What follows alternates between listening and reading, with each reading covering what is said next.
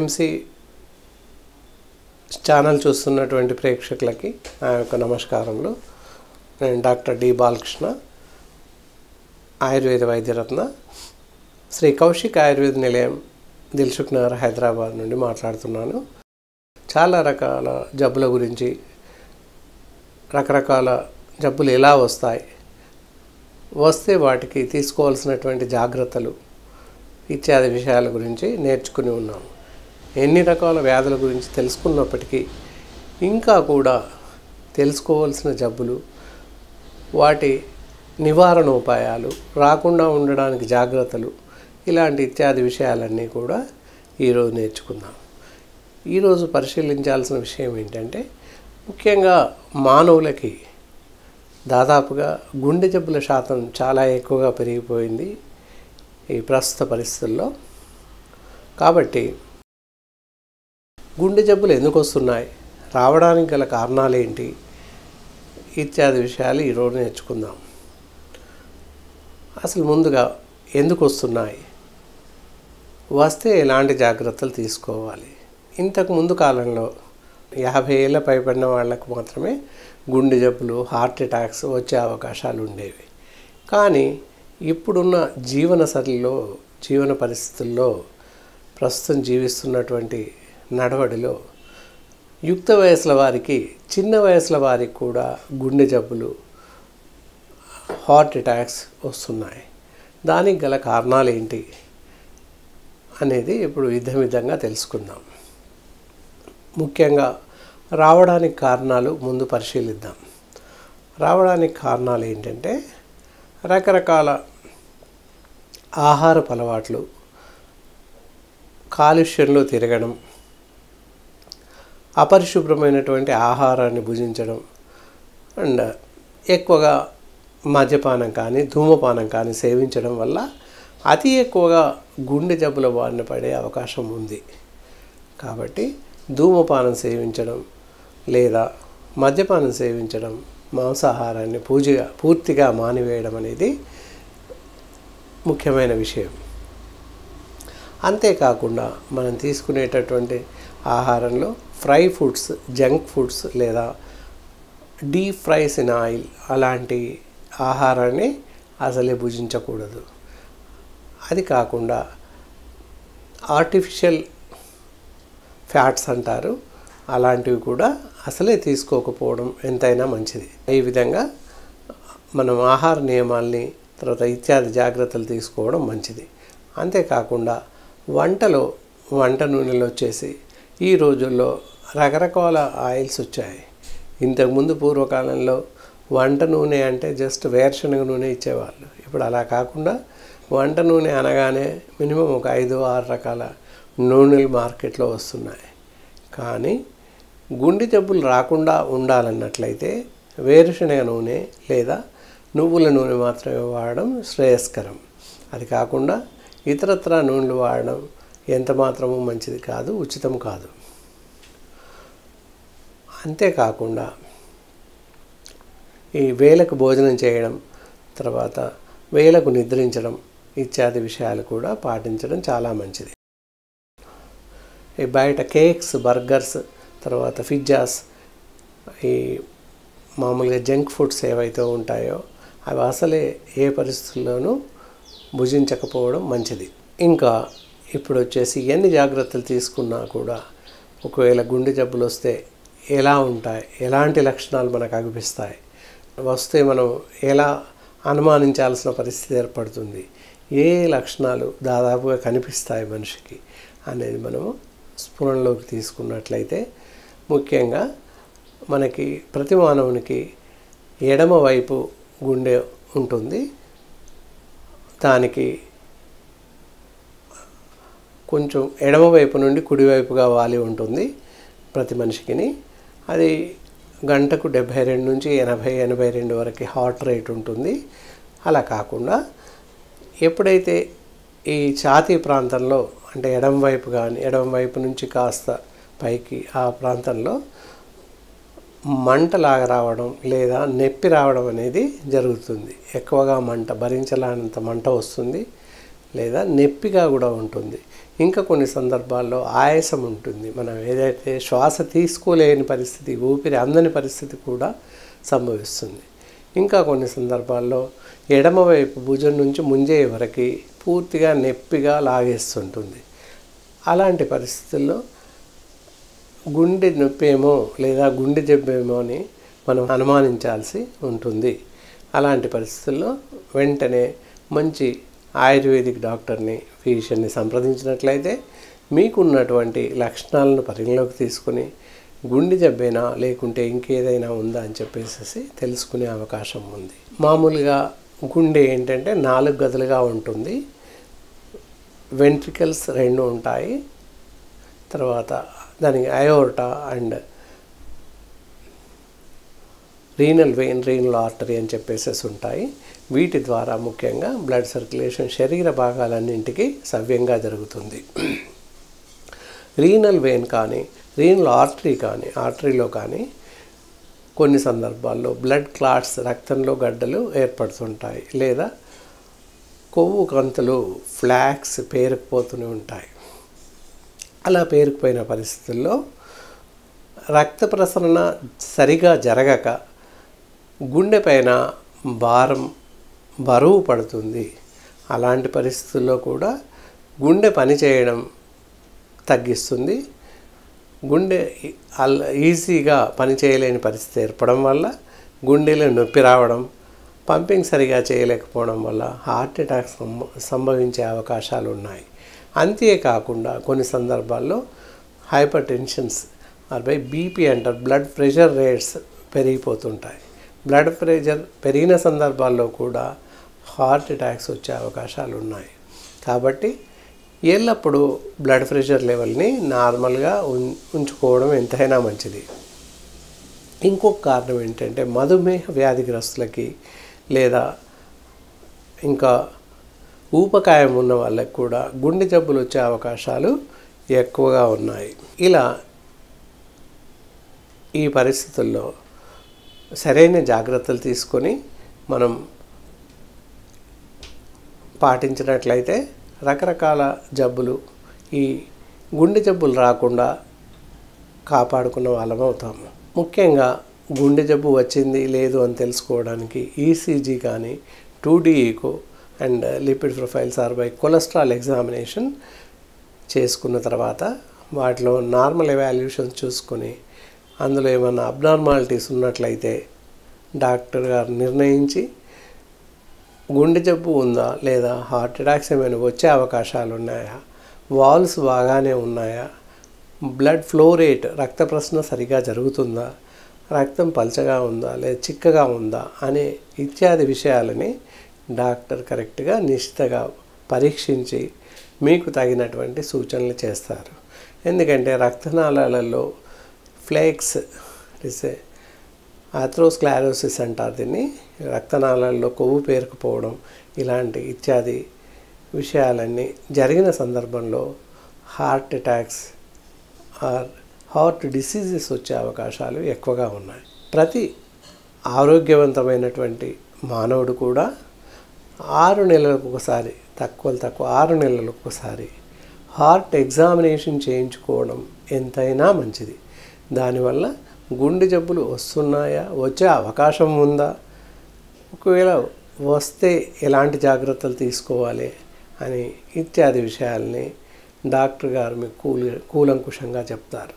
మీ అంతట మీరుగా ఎలాంటి పరీక్షలు కానీ ఏవి చేయించుకోవడానికి ఉండదు. కావున తప్పకుండా మంచి ఎక్స్పర్ట్స్ ఆయుర్వేది వైద్య నిపుణులని ఫిజిషియన్ గారిని సంప్రదించినట్లయితే మీకు గుండెకు సంబంధించినటువంటి పరీక్షల్ని వారు చేస్తారు. తప్పకుండా 6 నెలలకు ఒకవారు, చివరిగా ఏడాదికి ఒకసారైనా ఈ పరీక్షలన్నీ చేయించుకున్నట్లయితే గుండె జబ్బు వస్తుందా లేదా వచ్చిందా అనే విషయాలు తెలుసుకొని మీకు సరైనటువంటి సూచనలు, జాగ్రత్తలు చెప్పే అవకాశాలు మెండుగా ఉన్నాయి. ఇంకా ఏంటంటే ఈ పెరుగు కానీ ఆయిల్స్ కానీ రాత్రిపూట తీసుకోకపోవడం చాలా మంచిది. టేబుల్ సాల్ట్ ఏదైతే ఉందో ఉప్పు కూడా తగ్గించి వాడడం చాలా మంచిది. ఇలా వాడడం వల్ల ఈ చెప్పిన ఆహార నియమాలు పాటిస్తూ ఉంటే కూడా గుండె జబ్బులు రాకుండా ఉండే అవకాశాలు ఎక్కువగా ఉన్నాయి. రాకుండా అడ్వాన్స్గా మనం ఏమైనా జాగ్రత్తలు తీసుకుంటామా, ఇంట్లో ఏమైనా చిన్న చిట్కాలు ఏమైనా ఉన్నాయా అని పరిశీలనలు చేసుకున్నట్లయితే సినామిన్ పౌడర్ లేదా చెక్క పౌడర్ అంటారు, దాసిన చెక్క అని అంటారు. ఆ పౌడర్ పెట్టేసుకొని ఒక 1 గ్రామ్ లేదా 1/2 గ్రామ్ పౌడర్ని కషాయంలాగా బాగా మరిగించేసి 1 కప్పు 2 కప్పుల నీళ్ళలో బాగా మరిగించేసి పించ్ ఆఫ్ షుగర్ కానీ లేదా డైరెక్ట్గా అలాగే రోజు పరిగడుపున తాగినట్లయితే ఈ ఫ్లేక్స్, కొలెస్ట్రాల్ లెవెల్స్, ఫ్యాట్స్ పెరగకుండా ఉండే అవకాశాలు ఉన్నాయి.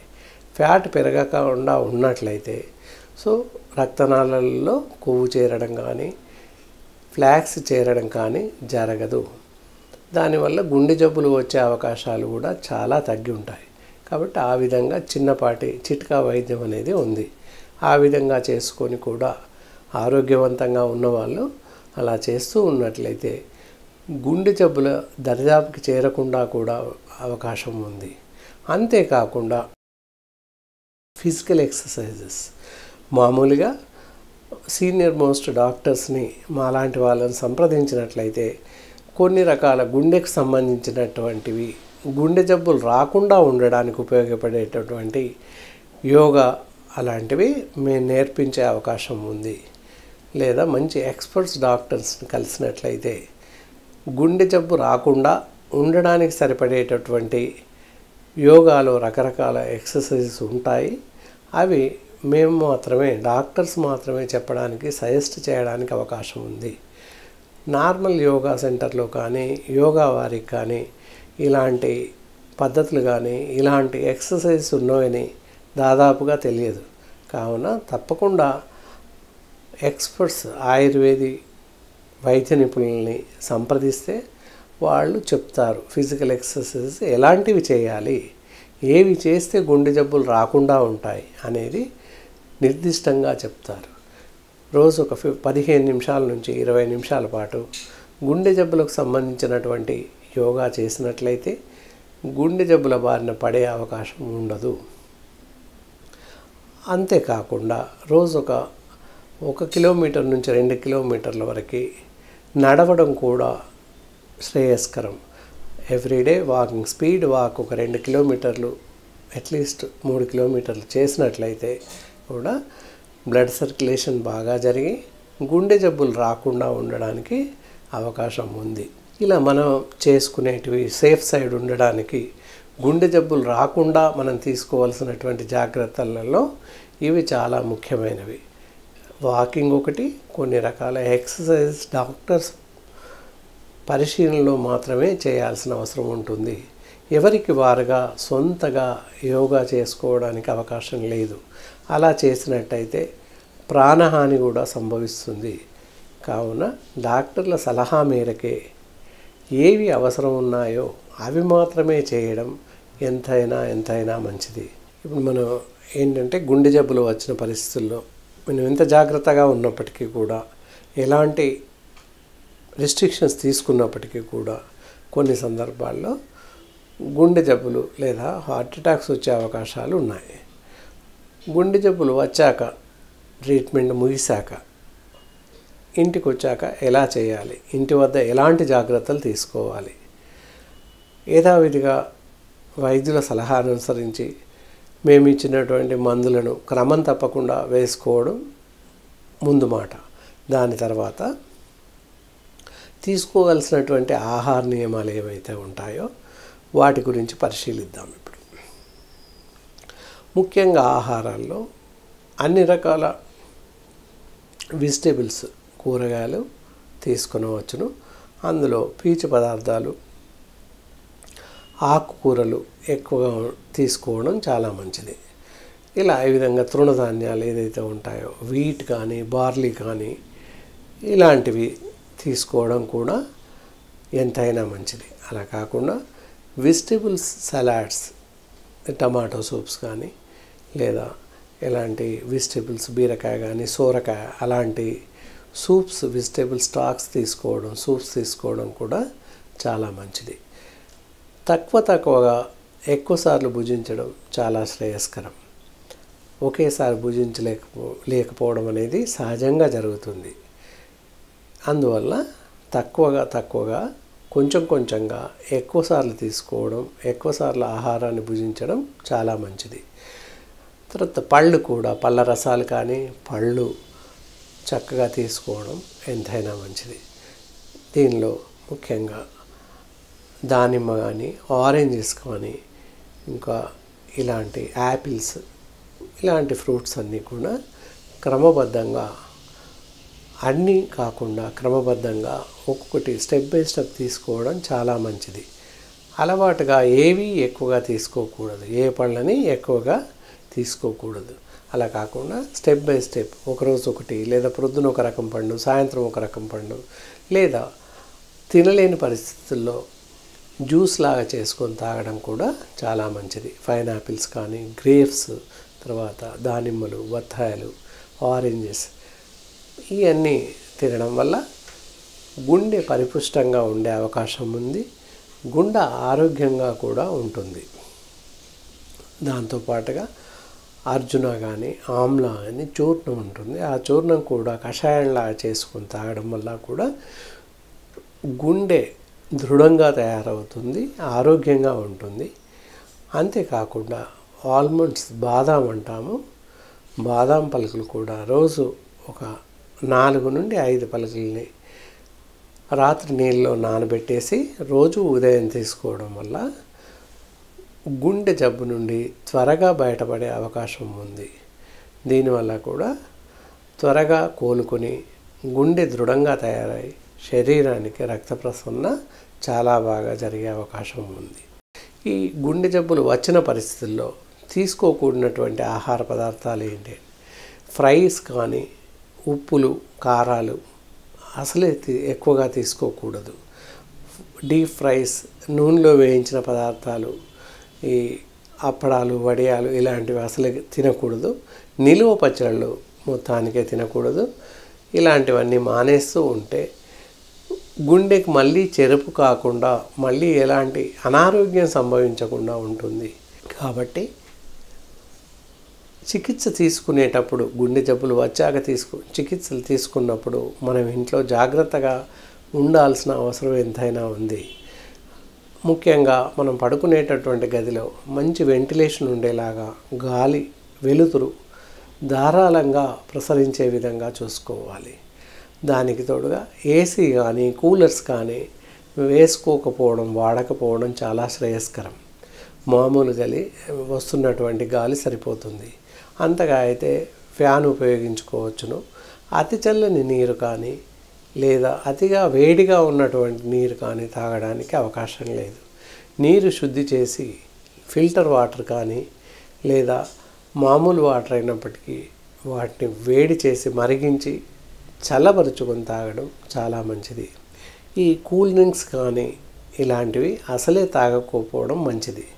కూల్ డ్రింక్స్ తాగడం వల్ల కూడా అందులో కార్బైడ్స్ ఉండి ఉంటాయి కనుక ఎలాంటి కూల్ డ్రింక్స్ తాగకూడదు. సహజంగా మనం అనుకునేది ఏదో ఒకటి జస్టిఫికేషన్, మనంగా సాటిస్ఫై అయ్యి ఈ కూల్ డ్రింక్ తాగితే ఏం కాదు, మజా తాగితే ఏం కాదు, స్ప్రైట్ తాగితే ఏం కాదు అని సెల్ఫ్ సాటిస్ఫాక్షన్ లాగా చూసుకొని తాగేస్తూ ఉంటాం. అలా తాగడం గుండెకి చాలా ప్రమాదం. కావున ఎలాంటి కూల్ డ్రింక్స్, శీతల పానీయాలు అసలే సేవించకూడదు.